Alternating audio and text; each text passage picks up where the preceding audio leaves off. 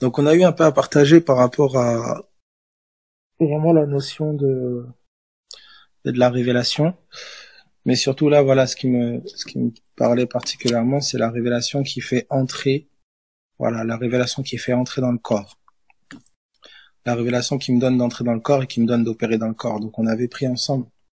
Vous vous souvenez que voilà, c'est tout l'enseignement sur la maison de Dieu, bien sûr. Donc 1 Chronique 17, David qui veut bâtir une maison à Dieu, et on sait, d'accord, par la révélation du Saint-Esprit, quand le voile est ôté, on saisit que le bâtisseur de la maison c'était Christ.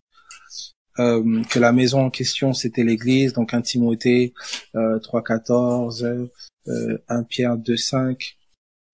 Donc voilà, tous ces passages-là qui mettent en lumière le fait que la maison de Dieu, hein, c'est les pierres vivantes qui la constituent, et l'Église du Dieu vivant est la maison de Dieu.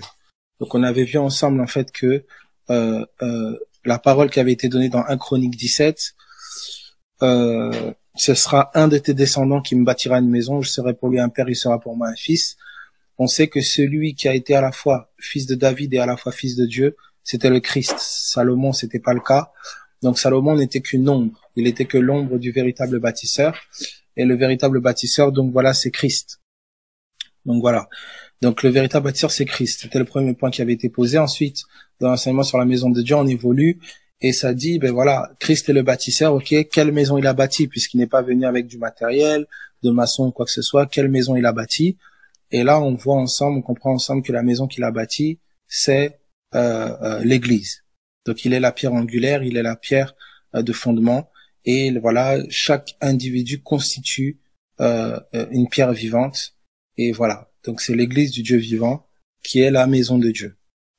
Maintenant, de manière pragmatique, comment le Seigneur bâtit en fait, comment il va à la rencontre de chaque pierre vivante, comment il établit ça.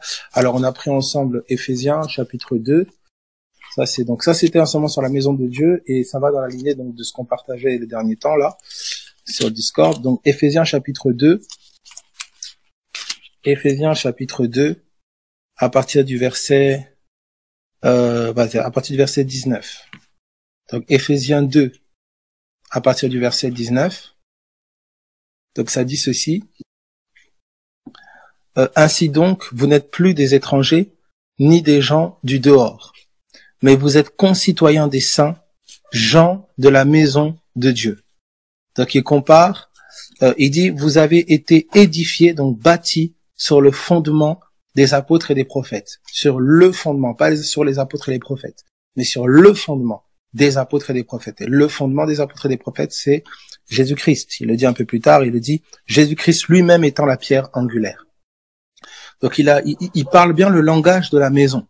Donc il est en train de dire effectivement que vous n'êtes plus des gens du dehors maintenant. Vous êtes des gens de la maison. Et vous avez été bâtis, vous avez été édifiés sur le fondement des apôtres et des prophètes qui est en fait Jésus-Christ. Donc là, l'auteur de Paul, là, l'apôtre Paul, est en train de dire aux Éphésiens qu'ils sont plus gens du dehors, mais qu'ils sont maintenant gens de la maison de Dieu. Mais quand on va dans Éphésiens chapitre 4, à partir du verset, Éphésiens 4, verset, où es-tu? Tac, tac, tac. Ils sont étrangers, 4, c'est le verset, voilà, c'est le verset 18. Le verset 18. Donc, regardez ce qu'on nous dit. Ça nous dit ceci. Ils ont l'intelligence obscurcie. Ils sont étrangers à la vie de Dieu à cause de l'ignorance qui est en eux, à cause de l'endurcissement de leur cœur. Et en fait, dans Éphésiens chapitre 2, donc, il dit ceci au verset 19. Ainsi donc, vous n'êtes plus des étrangers. Ainsi donc, vous n'êtes plus des étrangers. Vous n'êtes plus des gens du dehors. Vous êtes maintenant concitoyens des saints et vous êtes gens de la maison. Et là, ici, il dit, eux, ils sont étrangers à la vie de Dieu. Et il dit pourquoi? À cause, ils ont l'intelligence obscurcie. Ils sont étrangers à la vie de Dieu à cause de l'ignorance qui est en eux et l'endurcissement de leur cœur. Donc, le cœur endurci, donc le cœur incrédule, et l'ignorance les rend étrangers à la vie de Dieu. Donc on avait naturellement déduit de là que si c'est l'ignorance et le cœur endurci qui rend étranger à la vie de Dieu, donc il y a une connaissance et l'état d'un cœur, un cœur qui croit, qui me permet d'être maintenant quelqu'un de la maison, de plus être un étranger. Donc on avait compris ensemble, effectivement, c'est ce qu'on a vu avec l'apôtre Paul. L'apôtre Paul va nous dire dans Galates chapitre 1er, il nous dit ceci: lorsque le Père a jugé bon de révéler en moi son Fils afin que je l'annonce. Donc on voit que l'apôtre Paul est passé de étranger, quelqu'un du dehors, à quelqu'un de la maison par une révélation de Jésus-Christ. Donc on a compris ensemble que on entre dans l'église, on entre dans la maison, non parce qu'on t'a invité dans un bâtiment, non parce qu'on t'a invité sur Discord, non parce qu'on t'a invité dans un lieu et puis on t'a donné une carte, on t'a fait signer une carte d'adhérent et maintenant tu appartiens à tu adhères à telle association, je ne sais, mais tu entres dans la maison par une révélation de Jésus-Christ. C'est cela. Tu ne peux entrer dans la véritable maison que par une révélation de Jésus-Christ. On a vu ensemble que là, vous comprenez qu'on ne touche pas à une maison qui est physique, qui est naturelle. On peut être dans un même lieu physique, mais ne pas être dans un même lieu spirituel. Et l'église est spirituelle. L'église n'est pas un rassemblement physique, c'est un rassemblement spirituel. C'est un rendez-vous spirituel. Et on ne peut être de l'assemblée des saints, de l'assemblée de Dieu, que par révélation. On entre par le ticket, par la porte de la révélation de Jésus-Christ. Ça, je peux t'inviter quelque part, je peux t'inviter dans un lieu, mais tant qu'il n'y a pas révélation, tu n'entres pas. Tu n'entres pas. Donc voilà comment tu peux être à la porte. Tu peux être juste là, mais tu n'entres pas. À moins qu'il y ait révélation. Or, qui donne la révélation? C'est le Saint-Esprit. C'est comme ça qu'il est dit, que j'aime cette lecture de Actes des Apôtres, où il est dit que chaque jour, le Seigneur ajoutait. C'est lui qui ajoutait. C'est lui qui conduisait les apôtres et les disciples vers les hommes et les femmes de paix. C'est-à-dire vers les hommes et les femmes qui étaient appelés à entrer. Hein, vous avez l'exemple un exemple pragmatique avec Corneille. Avec Corneille et Pierre. Cette connexion que le Saint-Esprit fait entre Corneille et Pierre. Vous avez aussi cette connexion entre Philippe et l'eunuque éthiopien, qui est en train de lire simplement le prophète Ésaïe, et il s'interroge, mais de qui parle le prophète Ésaïe? Quand le Saint-Esprit, par la bouche de Philippe, lui révèle que le prophète Ésaïe parle du Christ, alors cet homme-là décide de se faire baptiser, et puis il s'en va. Et Philippe disparaît, donc cet homme-là s'en va, on ne sait pas exactement, on ne sait pas où il va. Vous voyez? Donc il n'est pas resté avec Philippe, mais il est entré dans la maison. Donc c'est ça qui est très important. Alors, pourquoi c'est important de comprendre ça? C'est important de comprendre ça parce que ça casse la mentalité du nombre. Beaucoup de personnes pensent qu'il s'agit de rassembler beaucoup de personnes. Ah, il faut que beaucoup de personnes viennent à cet événement. Les gens pensent beaucoup église terrestre, matérielle. Voilà pourquoi beaucoup sont dans des concours oui, mon église, tel nombre, moi j'ai tant de membres, tant de membres. C'est presque devenu un concours de bodybuilding entre pasteurs. Parce que tu peux avoir 100 personnes. Il y en a que 2 qui sont dans la maison. Les 98 autres sont pas dans la maison. Donc en fait, c'est 1, c'est pas ton église. 2, c'est pas toi qui fais entrer les gens dans la maison. Il y a que Christ qui peut bâtir son église. Il y a que Christ qui connaît les cœurs. Donc il y a que Christ qui peut produire. Il y a que le Saint-Esprit qui peut produire la révélation dans le cœur. C'est pour ça qu'il est dit que l'œuvre de Dieu, c'est que vous croyez en celui qui l'a envoyé. Donc c'est l'Esprit de Dieu qui fait entrer dans la maison, qui fait de moi un homme qui était un étranger, un concitoyen des saints, et qui fait de moi un homme qui était quelqu'un du dehors, quelqu'un de la maison. C'est lui qui le fait. Maintenant, l'apôtre Paul dira ceci dans 1 Corinthiens. Vous pouvez le prendre 1 Corinthiens chapitre 3. 1 Corinthiens chapitre 3. C'est ce que l'apôtre Paul nous dit, parce que là, naturellement, on s'interroge sur le rôle de l'homme. 1 Corinthiens chapitre 3, à partir du verset premier. À partir du verset, qu'est-ce que je dis? 1 Corinthiens 3, 11, je crois. Non, même plus haut, 9, voilà. 1 Corinthiens 3, 9. Donc, voici ce qui est dit. Alors, ça change ton idée. Pourquoi? Ça change même l'approche, la mentalité.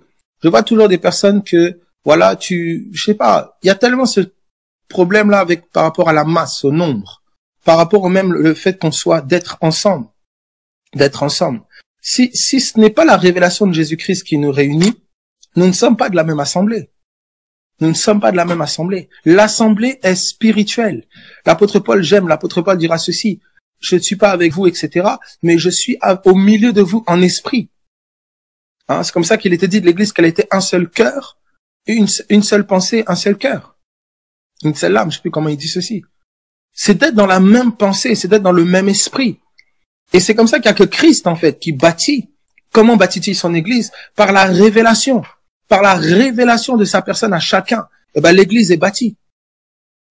Vous voyez, l'Église est bâtie. Voilà pourquoi un homme ne peut pas bâtir. Un homme ne peut pas construire, ne peut pas bâtir l'Église. Tu sais même pas le cœur d'un homme. Tu peux toi faire on peut mettre plein de choses en place pour réunir le maximum des gens, faire des choses attrayantes, de la lumière avec de la fumée, des musiques un peu fun, des petits repas, des petits cafés, tout ça. Et puis on fait des rassemblements, c'est cool, c'est sympa. Je trouve que les gens ici sont gentils, sont tranquilles. On peut faire des rassemblements de bouddhistes, on peut faire des rassemblements ésotériques, on peut faire des rassemblements de yoga.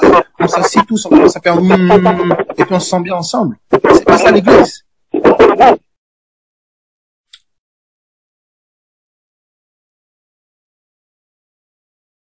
Oui. Coupe ton micro. Ok. Ouh là là là là.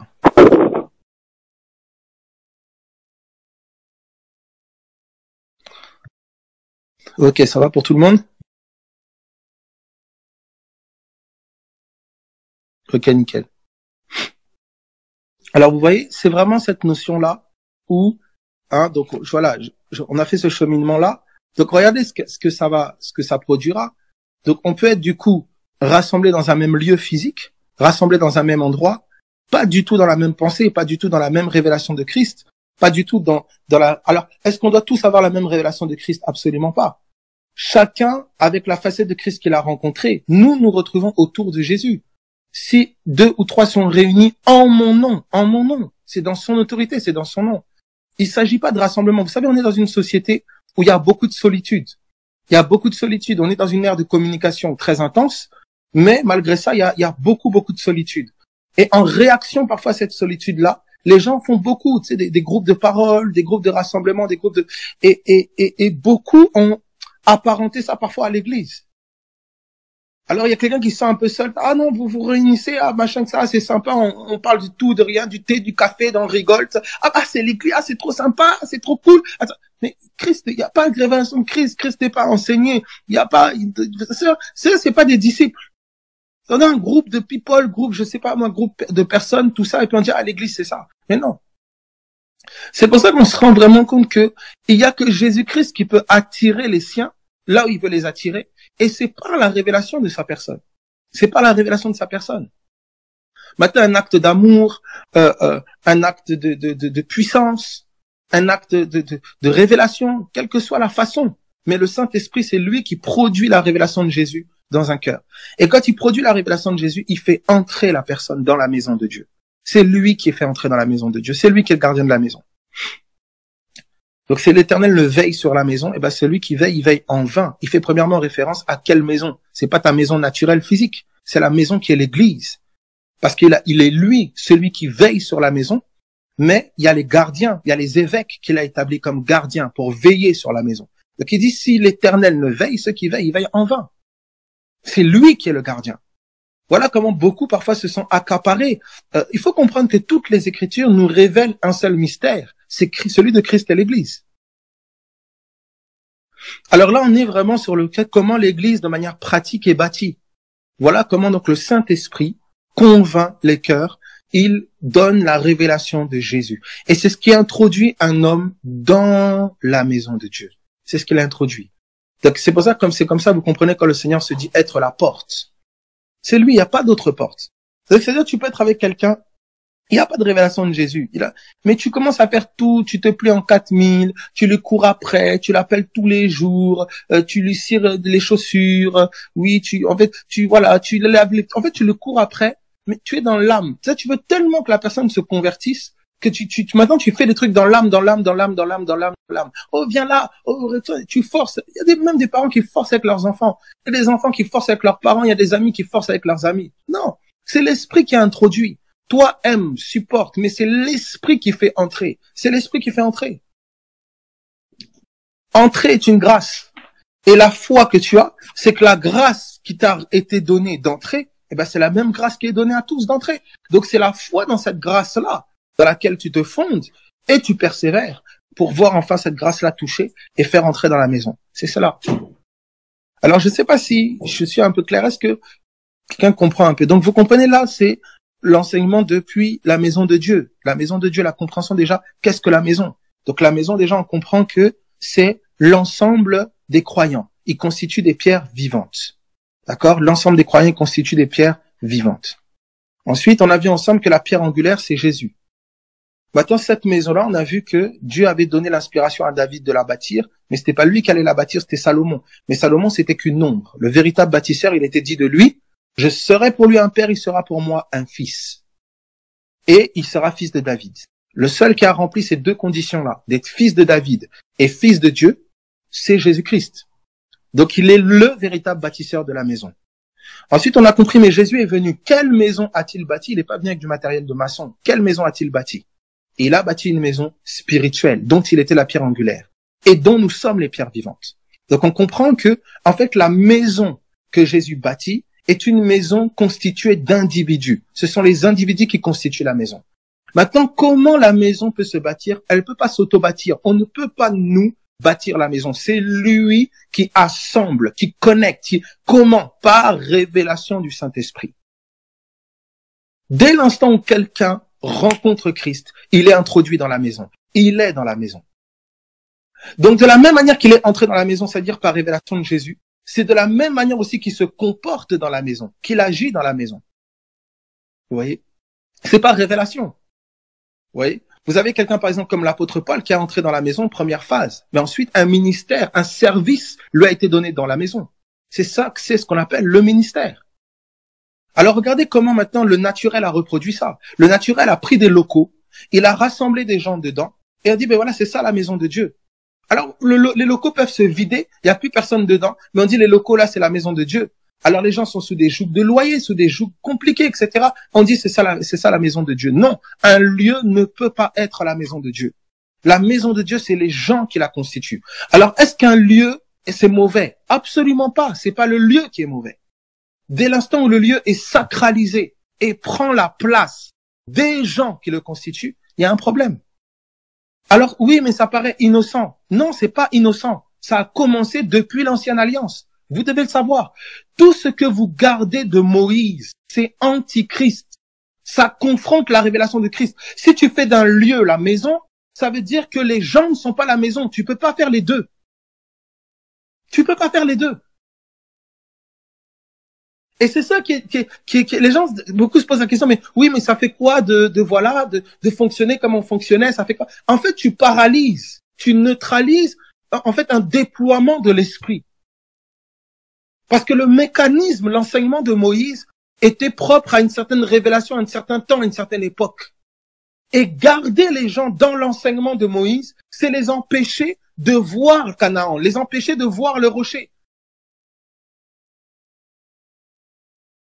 On ne peut pas aspirer à la véritable construction de la véritable maison en aspirant à la construction de la maison physique. Ça n'a pas de sens, c'est contradictoire, ça va en opposition. Tu peux pas dire que tu es, je sais pas moi, tu peux pas dire que tu es, comment dire, comment expliquer? Comment je peux dire ça? Tu peux pas dire que tu es en route pour la Belgique. Tu habites à Paris. Tu peux pas dire que tu es en route pour la Belgique et tu dis que tu es en route pour l'Espagne. C'est contradictoire. Si tu es en route pour la Belgique, tu t'éloignes de l'Espagne.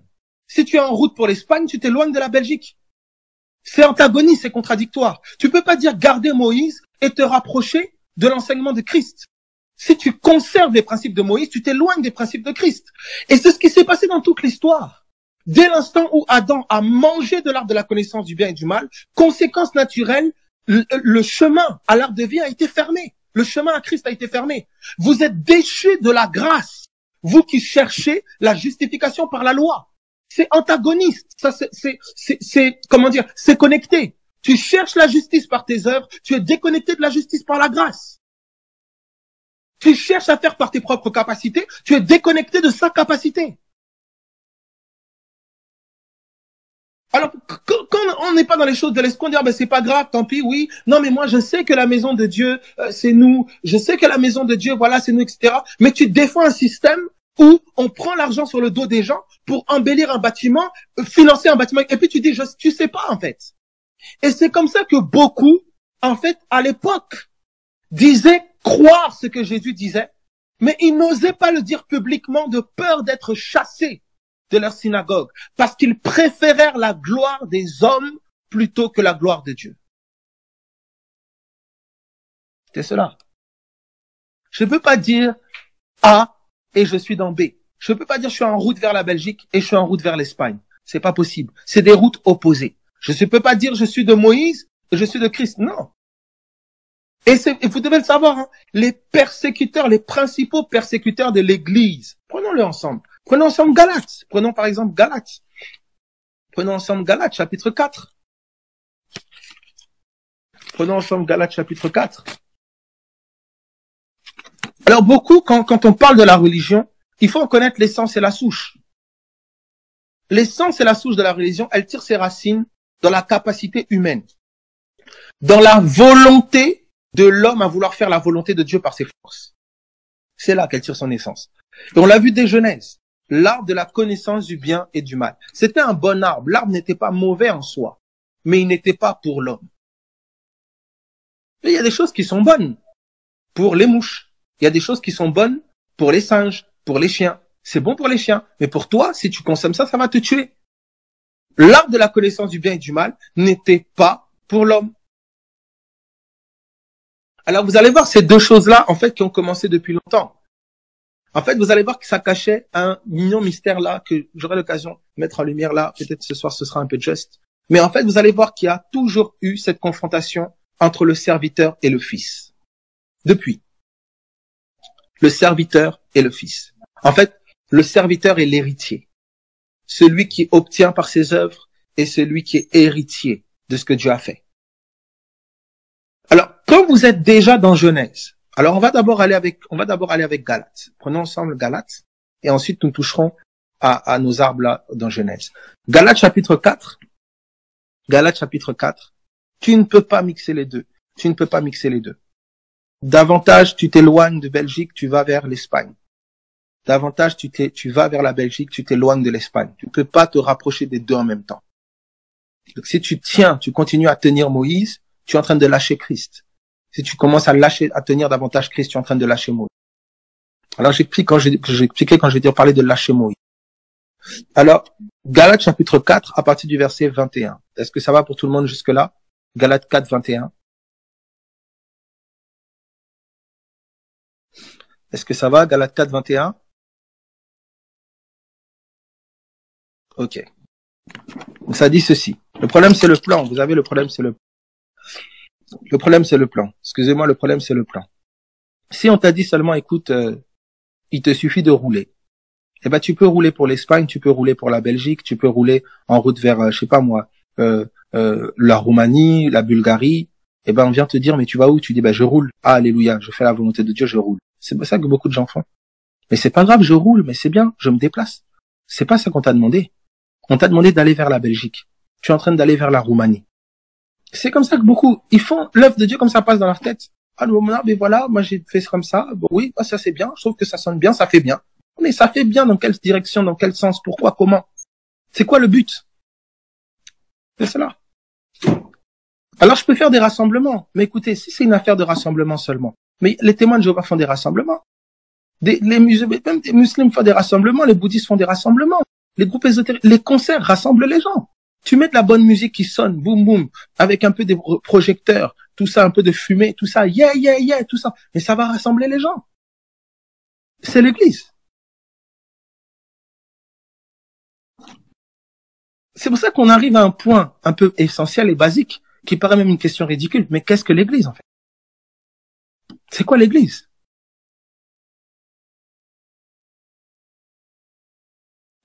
Vous avez quelqu'un qui quitte un bâtiment, qui quitte un lieu, il a quitté l'église. Il est rejeté, il a quitté l'église, oh, t'es plus dans l'église. Mais c'est quoi l'église? Dès là, qui l'a fait rentrer? C'est toi qui l'as fait rentrer dans l'église? Oui. Si tu l'as fait rentrer dans ton association, c'est l'église, je comprends maintenant que quand il quitte l'association, il quitte l'église. Pour toi. Mais qui a fait entrer cette personne-là dans l'église? C'est le Saint-Esprit, par la révélation. Donc si c'est le Saint-Esprit qui l'a fait entrer, il n'y a que le Saint-Esprit qui peut le faire sortir. En fait, notre mentalité doit complètement changer, complètement changer, complètement changer. Alors si on peut saisir ça, eh ben alors le fait qu'on soit tous au même lieu n'a plus d'importance. C'est que surtout qu'on soit dans le même esprit. Dans le même esprit.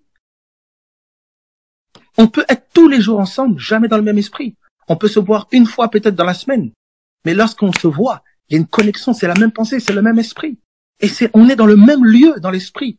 On est dans le même endroit. On est en Christ. Il faut que notre mentalité concernant ce qu'est l'Église change. Notre conception, notre manière de concevoir l'Église change. Alors, Galates chapitre 4, à partir du verset 21. Dites-moi, vous qui voulez être sous la loi. Ne comprenez-vous point la loi? Alors, beaucoup ont apparenté la loi aux règles. Alors, dès l'instant, voilà, des gens, dès qu'il y a un peu, oui, ben voilà, avant, j'essayais de faire ça et tout ça, je faisais ça, j'étais sous la loi. Ça. Dès que vous parlez un peu de discipline à quelqu'un, ah non, j'étais sous la loi. Dès que vous appelez quelqu'un à faire un peu un effort, ah, c'est sous la loi. Écoute, tu vas pas rester allongé, tu regardes le plafond, tu dis, oh, la grâce, c'est pas comme ça. Paul dit, j'ai travaillé plus que vous tous, non pas moi du moins, mais la grâce qui habite en moi. La grâce, elle se met en marche. Quand on parle de la loi, on ne fait pas référence à la loi comme un ensemble de règles. C'est pas vrai. La loi, on parle de la Torah, c'est l'enseignement de Moïse. C'est l'enseignement.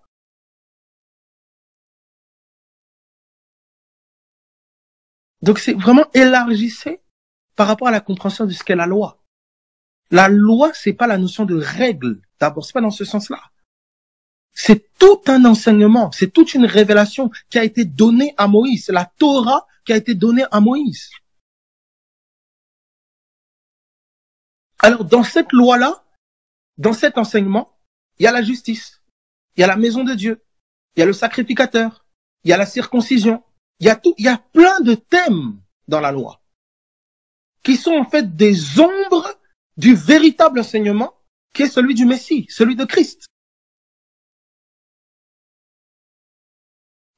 Donc il y a la loi de Moïse et il y a la loi du Messie. Donc quand tu vas dans la loi de Moïse, la maison de Dieu, c'est quelque chose. Quand tu vas chez le Messie, la maison de Dieu, c'est autre chose. Mais la maison de Dieu, c'est Dieu qui a dit maison de Dieu. Mais quand tu vas chez Moïse, c'est l'ombre. Quand tu vas chez Christ, c'est la réalité. Tu vas chez Moïse, il y a la manne, il y a le pain du ciel.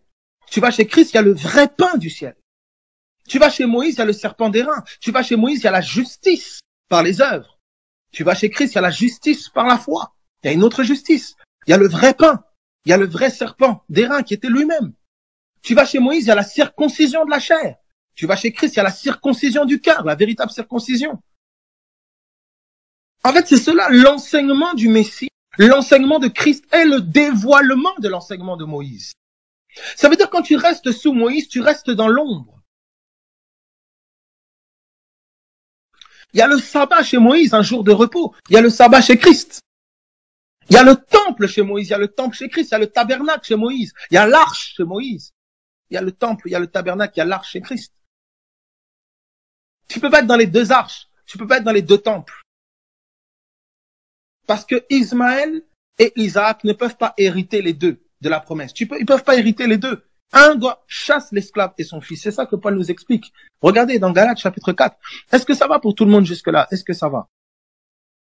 Si vous pouvez mettre des Y, je sais que ça suit, je peux aller.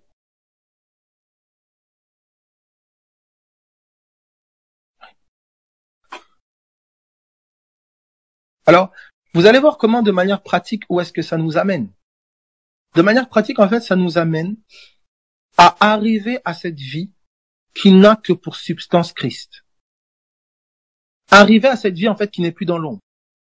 Ça veut dire découvrir la véritable maison. C'est plus un lieu qui définit et caractérise sa présence, c'est des gens et le cœur de ces gens. Il n'y a plus besoin d'un intermédiaire entre moi et Dieu, mais il est le seul intermédiaire. Ce n'est plus mes œuvres qui me rendent juste, mais c'est sa grâce qui me justifie. C'est plus mon grand savoir qui est ma sagesse, mais c'est sa présence qui est ma sagesse. En fait, toute notre vie consiste à une repentance perpétuelle. En fait, un changement de mentalité. De passer d'une mentalité des choses à une mentalité de quelqu'un. La sagesse, c'est Christ. Ton trésor, Christ. Ta vie, Christ. La pierre angulaire, Christ. Ton roi, Christ. En fait, Christ devient tout. Et c'est là que nous sommes en train d'aller. C'est qu'arriver à cette mesure où il devient notre tout, notre essentiel vital. Et c'est là le cheminement que tout le monde fait vers ce Canaan. Ce Christ dans lequel la plénitude de la divinité, le lait et le miel coulent. C'est cela le cheminement que tous nous faisons. Donc vous comprenez que ça n'a rien à voir avec le fait, vous voyez les petites guéguerres là, oui, toi tu viens chez moi, oui, là va là-bas, les petits conflits là, oui, tel, oui, quand ils parlent, on l'écoute, elle, on l'écoute pas, oui, il y a que elle qui parle, oui, il y a qu'elle qui parle, petite bataille de versets. Non, mes amis, c'est beaucoup plus profond que ça. C'est beaucoup plus profond que ça.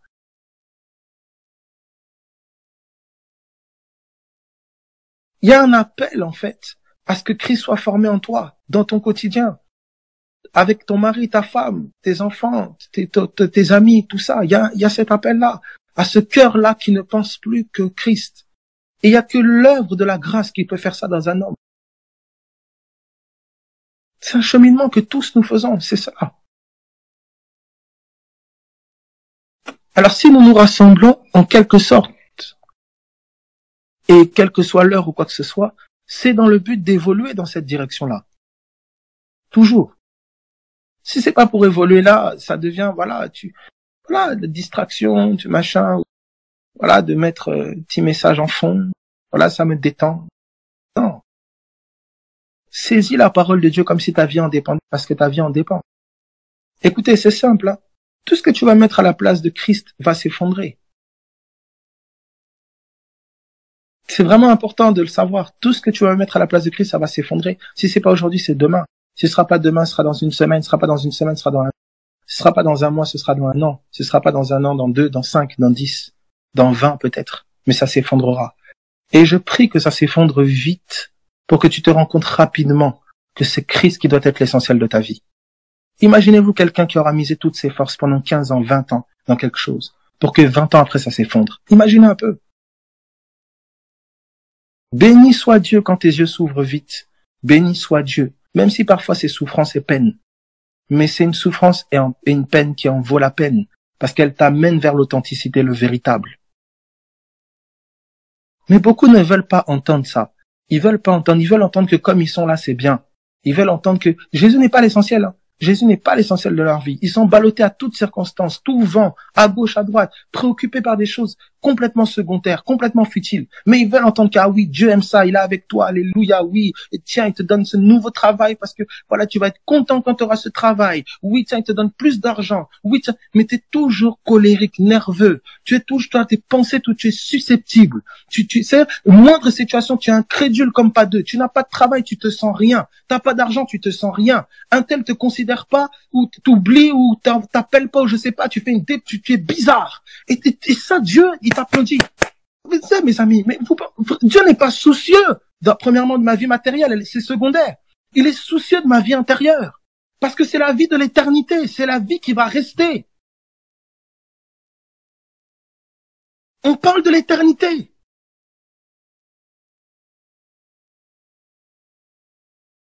Tu veux des titres, prends les titres.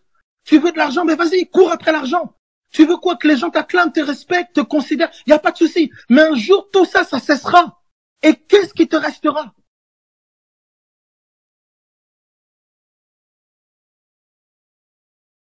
Un jour, cet homme, cette femme te quittera. Soit il mourra, soit il mourra un jour, soit il partira, soit un jour, vous serez séparés. Qu'est-ce qui te restera? Mais béni soit Dieu, si c'est en Christ que vous êtes, parce qu'un jour, nous nous retrouverons, parce que nous sommes éternellement ensemble. C'est cela.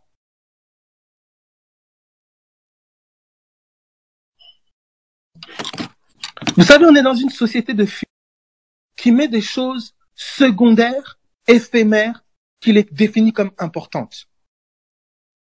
Donc soudain, vous voyez quelqu'un qui se préoccupe, qui est tracassé, qui déprime même. Quelqu'un, il est mal, elle est mal. C'est pourquoi, qu'est-ce qui se passe?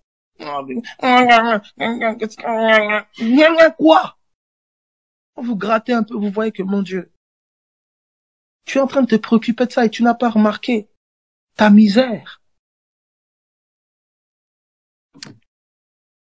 Notre plus grande misère, est-ce qu'un Christ ne soit pas suffisamment formé? C'est la plus grande misère de l'homme. C'est comme ça que Jacques dira que le pauvre se réjouisse de son élévation. Pourquoi? Parce que c'est par la foi en Jésus-Christ qu'il sort et survit à sa pauvreté. Mais il dit que le riche se réjouisse de son humiliation. Comment je peux me réjouir de l'humiliation? Parce que le riche dans l'humiliation apprend à dépendre de Christ et non plus de sa richesse. Donc Jacques, en fait, est en train de nous révéler, c'est pas l'élévation qui a élevé, c'est pas l'humiliation qui est mise en lumière, non. C'est la dépendance à Christ. Le pauvre dépend de Christ pour survivre. Et le riche dépend de Christ pour survivre dans son humiliation. C'est cela. Ta dépendance à Christ. À quel point tu es dépendant de lui? Alors c'est facile de dire, oui, ma belle, je suis dépendant en tout. Moi, tout ce que je fais, je suis dépendant de lui. Écoute-moi, que personne ne te mente. On va voir ta dépendance dans le feu. Voilà, arrête. Voilà. Il n'y a pas de feu. Il n'y a même pas un soupçon. Une allumette. Tu dis, je dépends à 100%, ya. Et puis quand il y a un petit allumette, un petit briquet, tu t'énerves, tu es stressé, tu agresses les gens, tu es pas dépendant, c'est totalement, arrête de te mentir.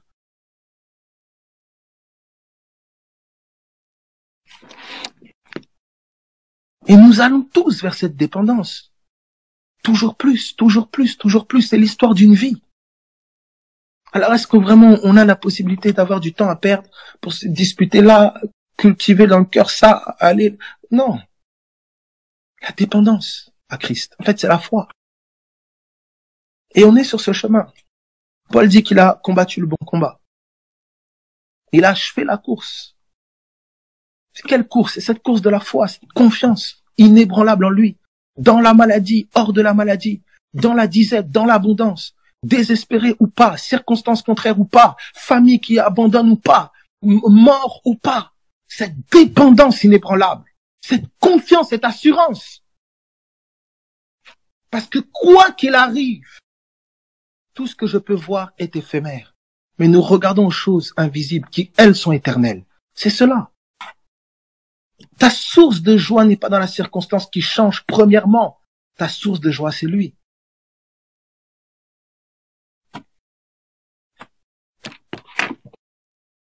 Alors dans Galates, il dit ceci. Ne comprenez pas, vous qui voulez, voilà, il dit, dites-moi, vous qui voulez être sous la loi, ne comprenez-vous point la loi? Car il est écrit qu'Abraham eut 2 fils, un de la femme esclave et un de la femme libre.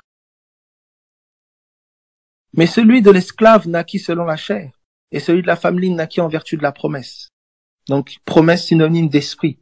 Les choses d'esprit, on n'y accède pas par nos efforts charnels, mais par une confiance dans la promesse. Tu me l'as promis. Vous voyez? Il apparente naître de l'esprit à naître de la promesse. Tu me l'as promis. Je saisis la promesse pour mon père, je saisis la promesse pour ma mère. Je saisis la promesse pour mon ami. Je saisis la promesse pour mes enfants. C'est pas à coup de versets ou à coup de prendre quelqu'un à la gorge pour l'amener, je sais pas où, tel bâtiment, tel truc, oh, viens à la réunion, viens. Non, je saisis la promesse. Et même si plus personne ne croit à la promesse, je saisis la promesse pour lui. Même si tout le monde doute et ne veut plus y croire, espérant contre toute espérance, je saisis la promesse. Et c'est là, est-ce qu'il y a un homme qui peut croire en la promesse? Est-ce qu'il y a un homme qui peut se tenir à la brèche et croire en la promesse, même si elle tarde? Est-ce qu'il y a un homme qui peut croire en la promesse, même quand tout semble contraire? C'est cela. Et je vois, c'est aisé, de dire oui, ah oui, moi j'y crois, ah oui, vraiment, oui, vraiment. Des gens même qui appellent combat, ce qui n'est même pas un combat. Tu te disputes un peu avec tel, tout ça. Non, il y a des combats. Quels combats? Des combats engendrés toi-même. En vérité, n'est que combat, ce à quoi tu es plus attaché, parfois qu'à Christ.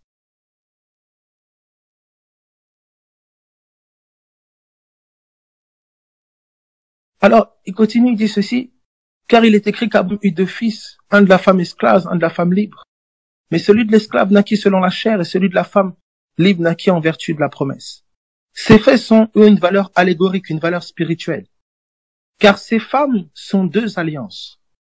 Vous voyez que, qu'est-ce qu'il met?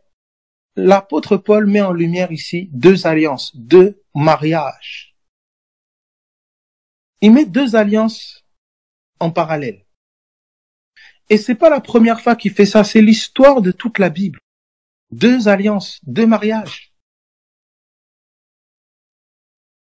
Et vous savez que la seule condition, s'il vous plaît, la seule condition pour qu'une femme puisse se remarier, il fallait que son époux meure. Je répète, la seule condition pour qu'une femme puisse se marier à un autre, il fallait que l'époux meure. Si elle se mariait à un autre, comme si l'époux n'était pas mort, elle était livrée à l'adultère, c'était l'adultère. Comprenez pourquoi le Messie d'Israël a dû mourir à la croix. C'est ce que l'apôtre Paul nous explique très bien dans Romains 7.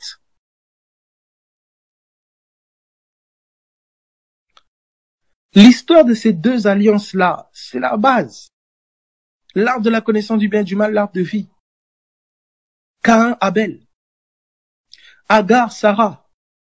Léa, Rachel. Ésaü, Jacob. Vous voyez cela tout au long. Ces deux alliances ici.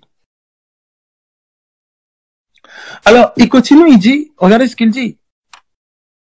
L'une du mont Sina, enfantant pour la servitude, c'est Agar. Il y a une alliance qui produit la servitude, l'esclavage, qui met sous un joug. Et il dit c'est l'alliance du mont Sinaï. L'alliance qui a été faite sur le mont Sinaï, c'est quelle alliance? Elle a été faite avec qui?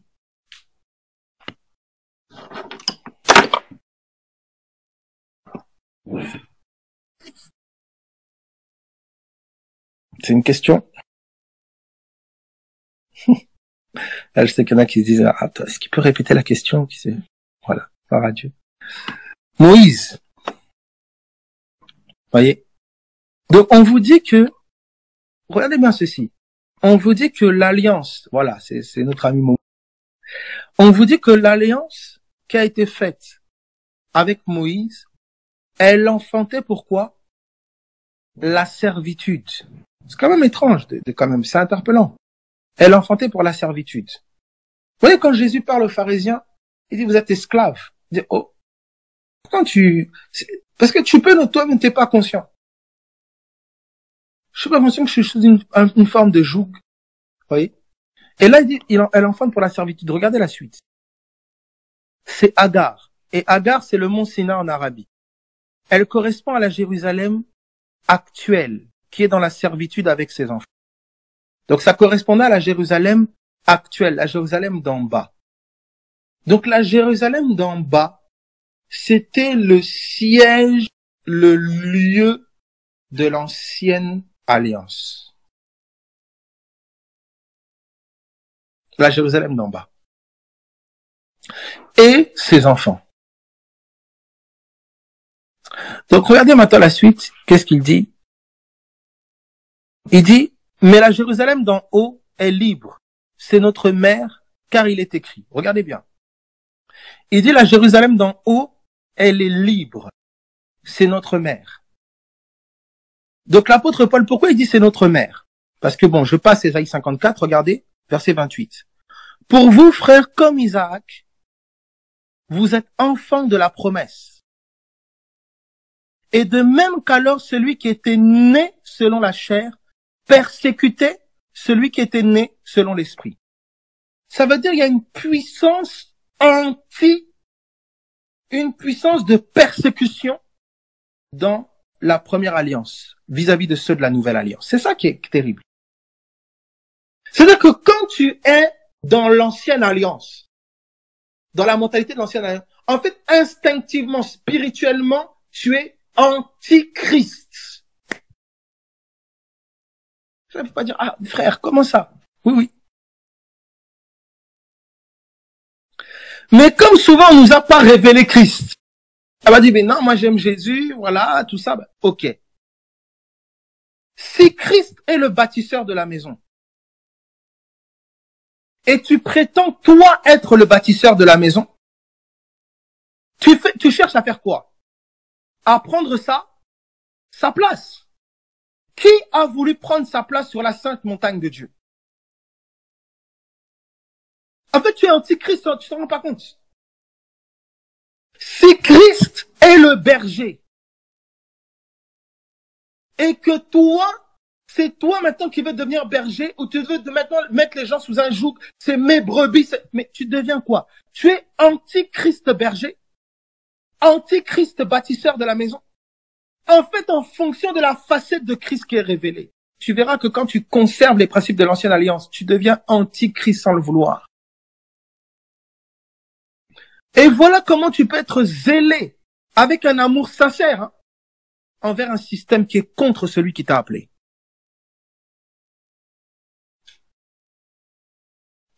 Est-ce que quelqu'un comprend ce que je suis en train de dire?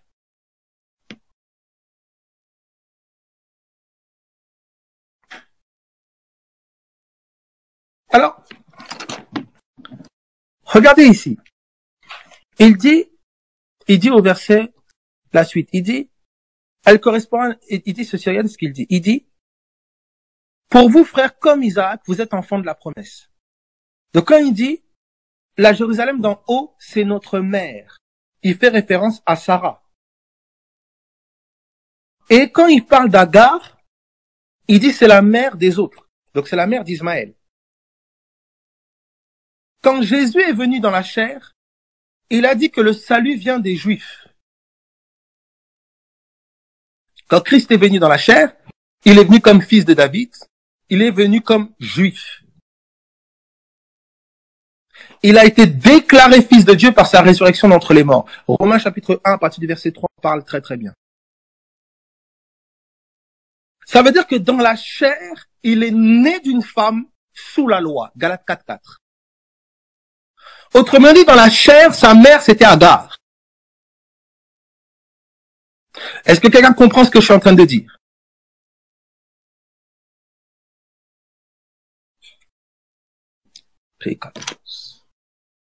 Est-ce que ça va? Autrement dit, vous comprenez le mystère qui dit ceci. L'homme quittera son père et sa mère et il s'attachera à sa femme. Vous savez que ce mystère-là fait référence à Christ et l'Église. Vous avez vu quel père il a quitté, mais vous n'avez pas vu la mère. On dit il s'attachera à sa femme. Et cette femme-là, à son tour, est devenue mère. Ève veut dire la mère de tous les vivants. Et c'est cela qui était ici. Il y avait les deux alliances. Il y avait deux mères.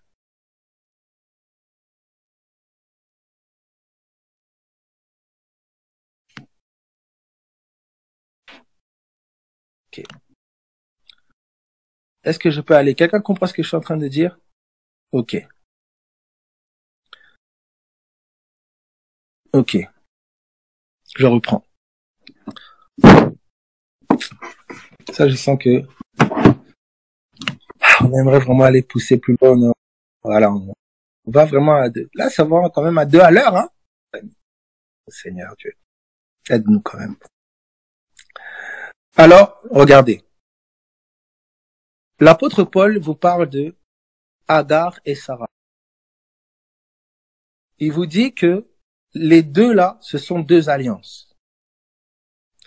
Et il vous dit que une première alliance, elle enfante pour la servitude. Il présente Agar comme une mère et il présente Sarah comme une mère. Et Sarah a eu Isaac, Agar a eu Ismaël. Paul dit, la Jérusalem d'en haut, c'est notre mère à nous. Mais la Jérusalem actuelle, celle d'en bas, c'est la mère des circoncis selon la chair. Donc il parle de deux mères. Quand Christ est venu, il est venu né d'une femme sous la loi. C'est-à-dire qu'il était juif dans la chair, il est venu du peuple juif. C'est-à-dire qu'il a dit clairement le salut vient des juifs. Même pendant du temps de sa chair, il dit n'allez pas vers les païens, les incirconcis, n'allez pas vers eux. N'allez que vers les brebis perdues de la maison d'Israël. Il est venu pour les juifs. Est-ce que je peux aller?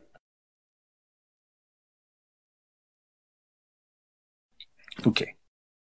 Maintenant, le texte de l'écriture dit ceci.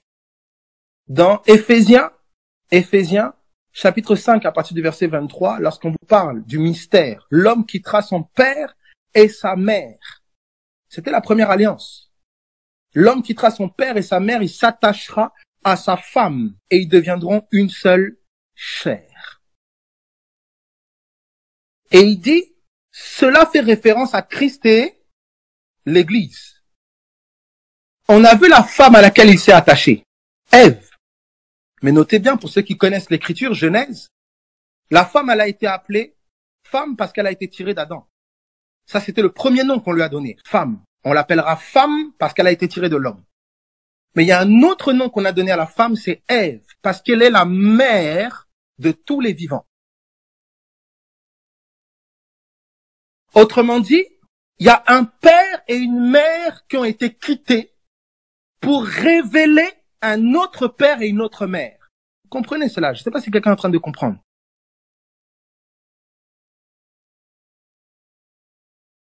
Jésus.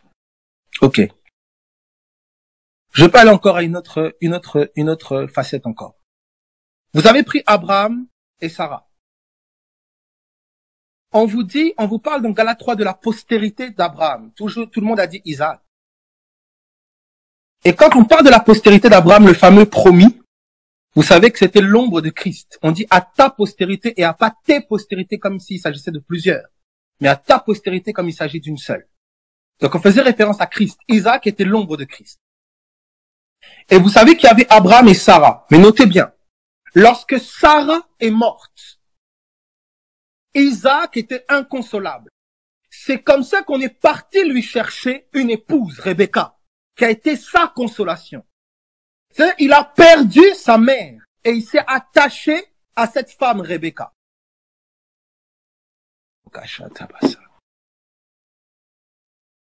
Toutes ces ombres-là nous révélaient en fait que Dieu allait tourner le dos à l'alliance première pour aller vers une nouvelle alliance. Est-ce que quelqu'un est en train de comprendre un peu ici?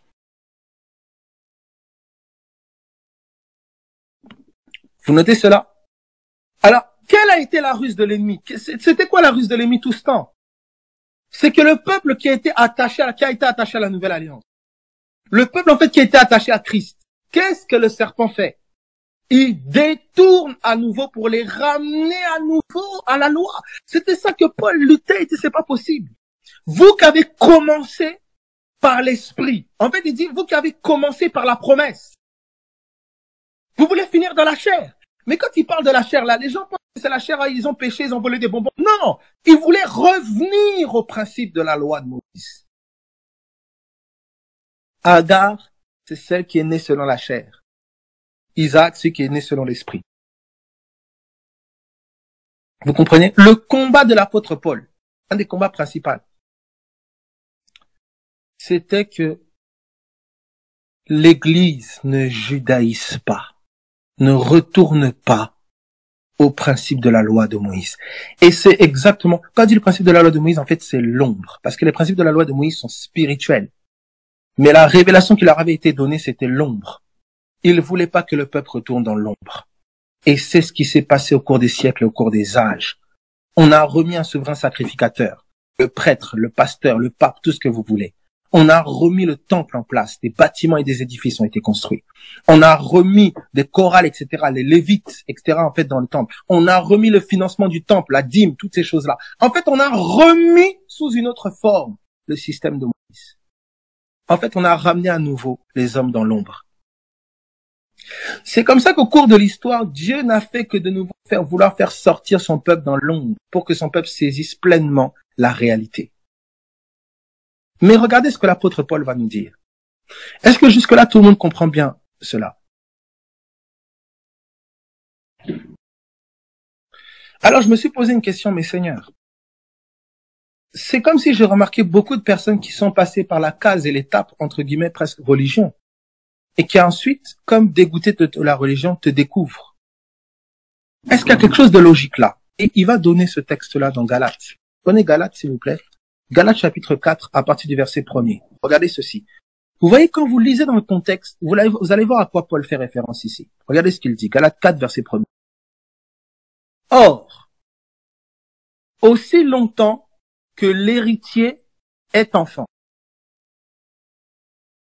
je dis qu'il ne diffère en rien d'un esclave. En fait, il ne diffère en rien de quelqu'un qui est sous la loi. Donc en fait, le système de Moïse, le système fait de la loi, c'est pour l'enfant. Est-ce que quelqu'un est en train de comprendre? Ça veut dire que tu es héritier. Tu as tout gratuit, tu as déjà tout. Mais tu évolues dans un système comme s'il faut faire pour obtenir.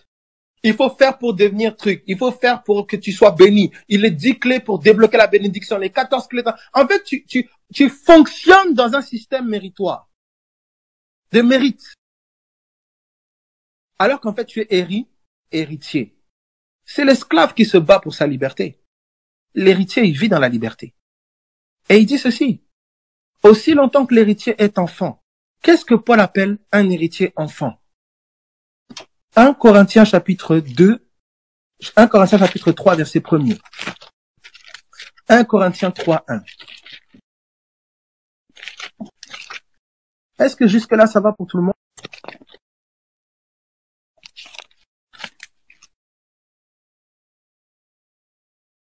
Ok.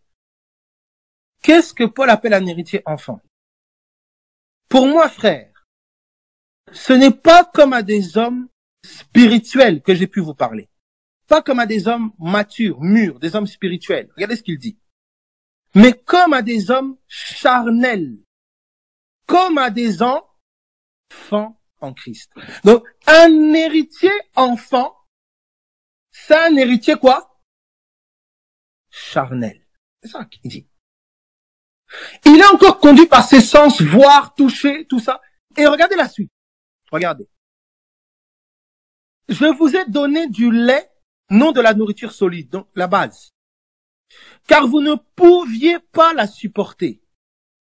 Quand tu viens dire à un enfant, ah non, écoute, tu as pas besoin du bâtiment, tu peux vivre là, l'esprit est en toi. Quoi? Mais comment vous faites? Comment vous faites pour, quoi?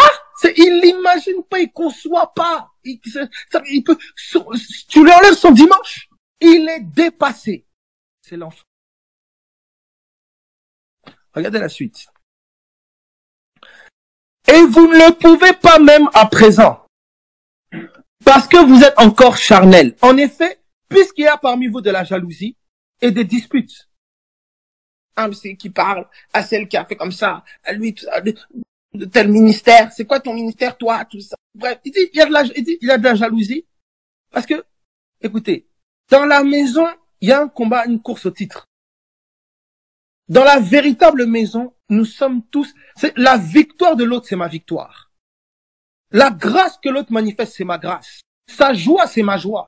Paul dit, mes souffrances sont pour votre gloire. C'est pour ça que la jalousie n'est pas au milieu d'une église christique. Elle n'est pas.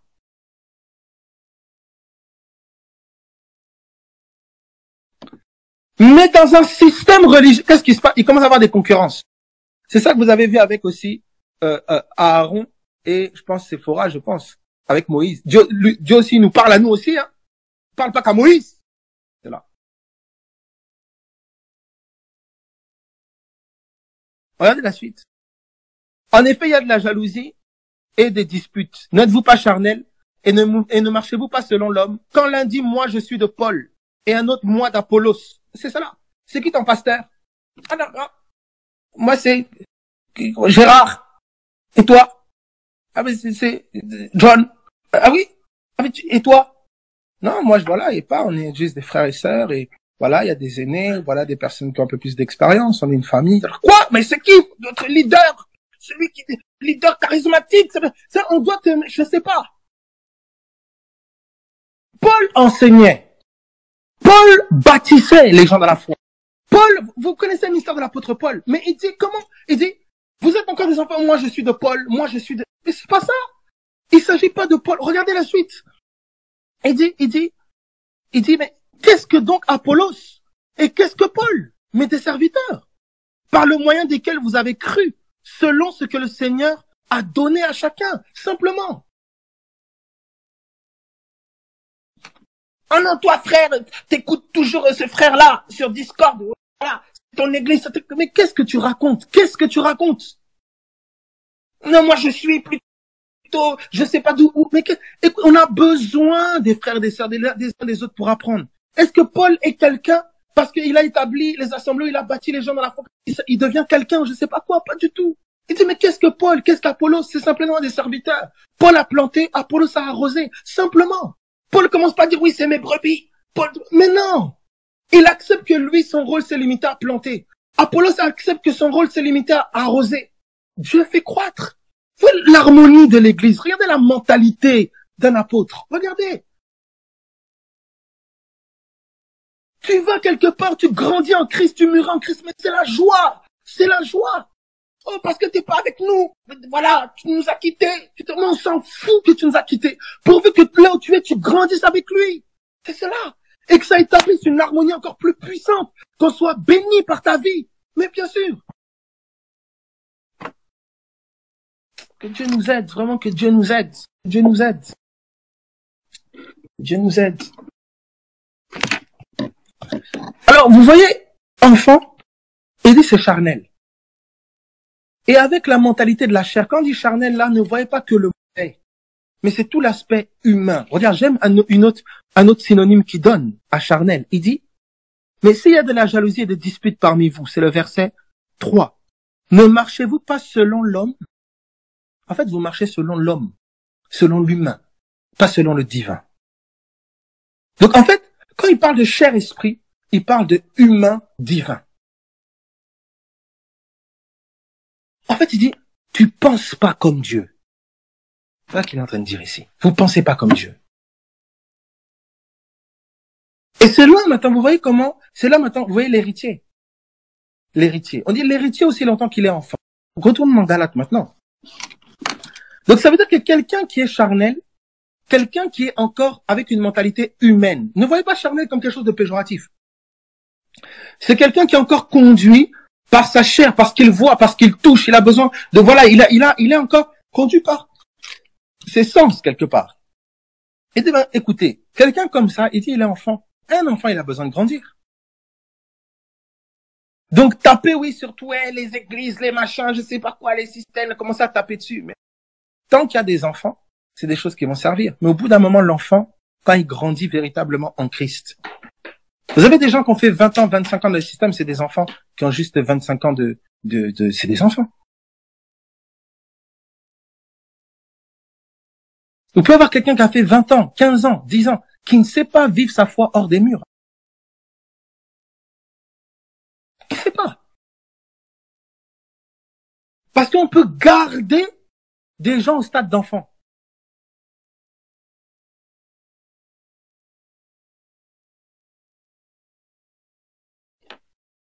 Oui.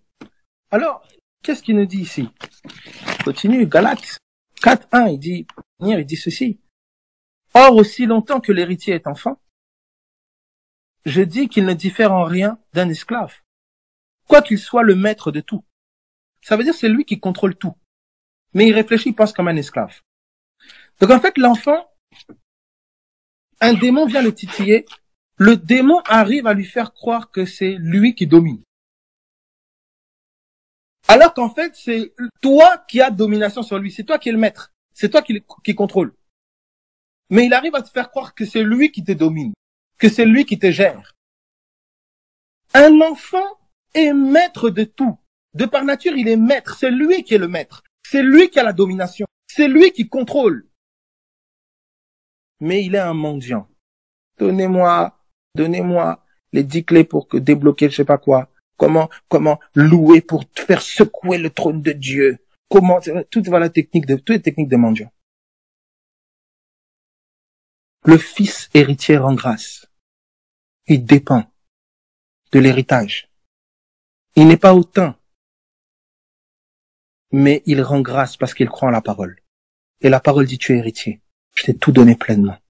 Grandis dans ce que je t'ai donné. Alors Seigneur, ouvre-moi les yeux dans ce que tu m'as donné. Voici à quoi sert le Saint-Esprit. Le Saint-Esprit vous a été donné afin de vous révéler ce qui vous a été donné par grâce, que vos yeux s'ouvrent. Mais tu es héritier, tu es héritière. Tu as ma vie. Tous les trésors de la sagesse et de la connaissance sont en Christ. Tu sais tout. Tu sais exactement ce que tu dois faire. Tu sais exactement où tu dois aller. Tu sais exactement comment ça doit être fait. Tous les trésors de la sagesse et de la connaissance sont en Christ et Christ est en toi. Je t'ai tout donné en lui. C'est ce qu'il dit. Mais aussi longtemps que l'héritier est enfant, il ne diffère en rien d'un esclave. Et le système de la loi, c'était quoi? Faire les choses, obtenir d'eux.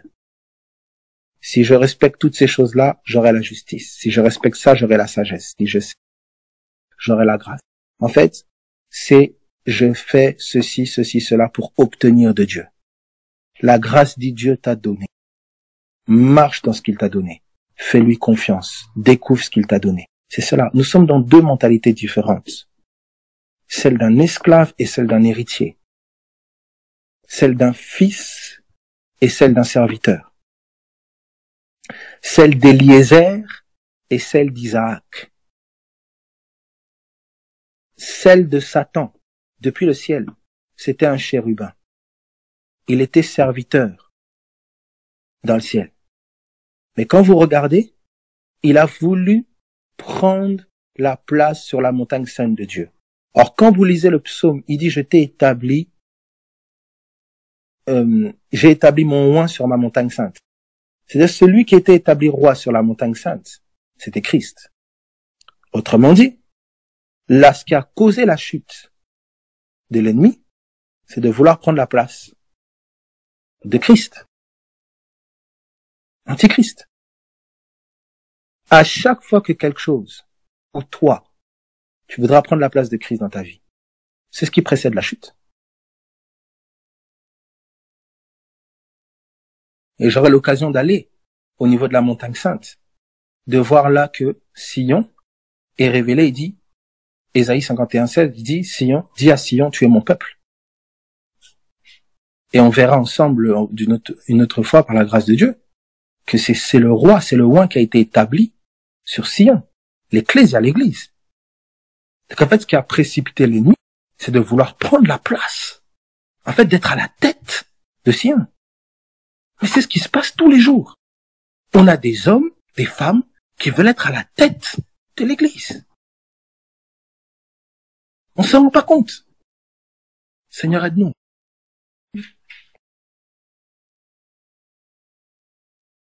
Alors on va chercher les grands antichrists de je sais pas, au palais de je sais pas où, etc. Alors que c'est là, ils étaient au milieu de nous, mais ils n'étaient pas des nôtres. Des hommes et des femmes qui veulent prendre en otage, qui veulent s'affirmer, qui veulent qu'on les écoute que, qui veulent, je sais pas moi, qu'est-ce que le cœur poursuit.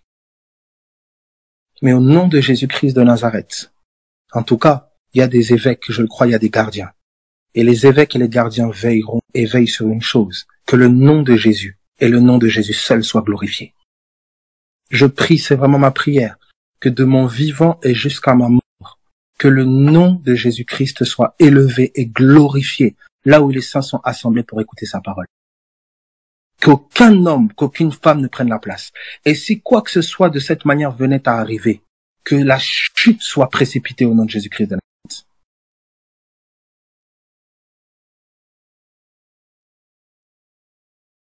Alors, c'est pour ça, mes amis, voilà, vous avez vu, donc, on est arrivé progressivement, doucement, on est arrivé à l'église. On est arrivé, et on a vu que, voilà, comment le Seigneur bâtit son église, la révélation. Il utilise des instruments, il utilise les instruments divers, des hommes, des femmes, voilà, Apollos, Paul, etc., avec un seul but, c'est que Christ soit révélé, que Christ puisse grandir dans les cœurs. C'est cela. Maintenant, tant que l'héritier est enfant, il diffère en rien d'un esclave. C'est-à-dire, il y aura des notions, des principes de l'ancienne alliance. Un lieu, voilà, un intermédiaire entre Dieu et l'homme, tout ça, etc. La personne a du mal, dans un premier temps, parfois, à discerner ce que Dieu lui dit personnellement, tout ça. Il y aura, en fait, vous allez voir que naturellement, la personne va fonctionner de manière charnelle, généralement basique. Et lorsque les choses évoluent, on tend vers une dépendance à Christ plus grande. Où là, qu'est-ce qui se passe si chaque membre, on arrive à l'unité de la foi et donc à la stature parfaite de Christ, on voit un corps harmonieux se déployer dans les nations. C'est cela. Et là, c'est plus des croyants qui sont réunis dans un lieu, forcément, non, mais c'est des croyants qui sont réunis dans une même pensée. Vous avez beau détruire leur lieu, vous avez beau fermer leurs bâtiments, vous avez beau fermer leurs maisons, vous avez beau les empêcher de se réunir, ils se réunissent en esprit. Ils sont connectés en esprit. Parce que c'est le même esprit qui les anime. Je le crois au nom puissant de Jésus-Christ de Nazareth. Il y a des saints qui le sont déjà, mais qui seront enseignés en songe, qui recevront les mêmes enseignements à des kilomètres de distance, à qui Dieu révélera des choses de l'esprit en songe. Une connexion qui aura rarement été vue. C'est-à-dire, vous aurez l'impression que les deux personnes étaient au même endroit. Mais vous vous êtes vus quand?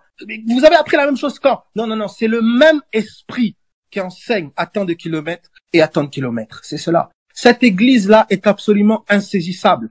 C'est pour ça que cette église-là ne craint pas les changements de loi ou de fermer les bâtiments, fermer les locaux, on peut plus. Non, parce qu'elle est esprit. Elle est esprit. Ils ont essayé de la neutraliser. Ils ont essayé de persécuter les saints. Au début, l'église primitive ne comprenait pas cette dimension. Donc, on a commencé à persécuter l'église de Jérusalem à travers la mort d'Étienne. Ils ont fait une grave erreur. Parce qu'en tapant dans la fourmilière, ils ont répandu les fourmis partout. Ils ont commencé à aller dans toutes les contrées et l'évangile commençait à se dupliquer. C'est cela, notre force. C'est pour ça que la persécution est pour nous un outil de duplication. C'est pour nous un outil de déploiement.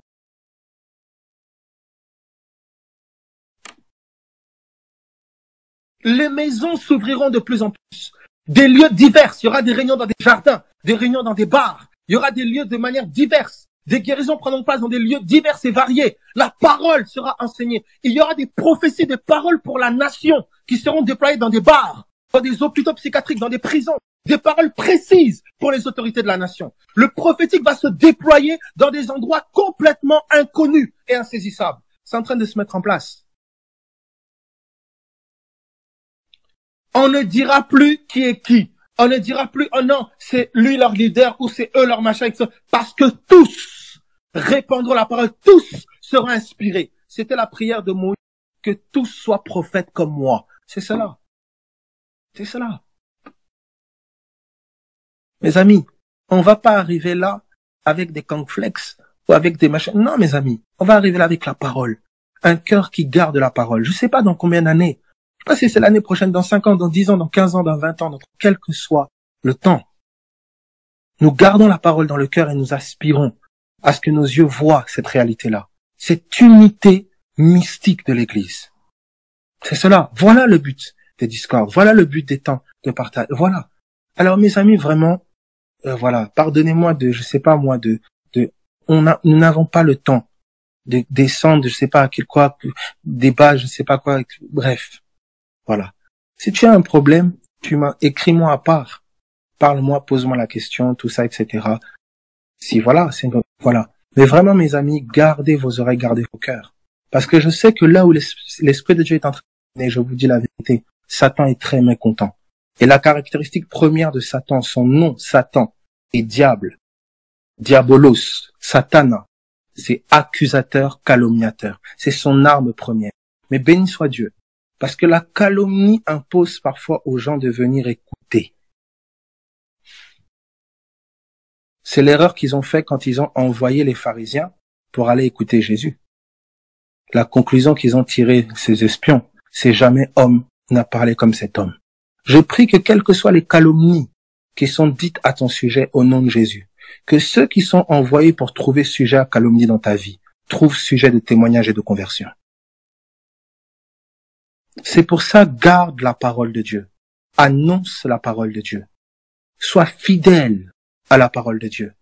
Quelle est la parole de Dieu? Le témoignage de Jésus-Christ, la révélation de l'enseignement du Messie. C'est là où nous sommes. Les amis, soyez bénis, soyez fortifiés, soyez encouragés, en espérant que ça a plus ou moins été compris. Et je compte sur la grâce de Dieu. De toute façon, je sais que vous comprenez tout. Amen. Voilà. Donc soyez bénis les amis en tout cas.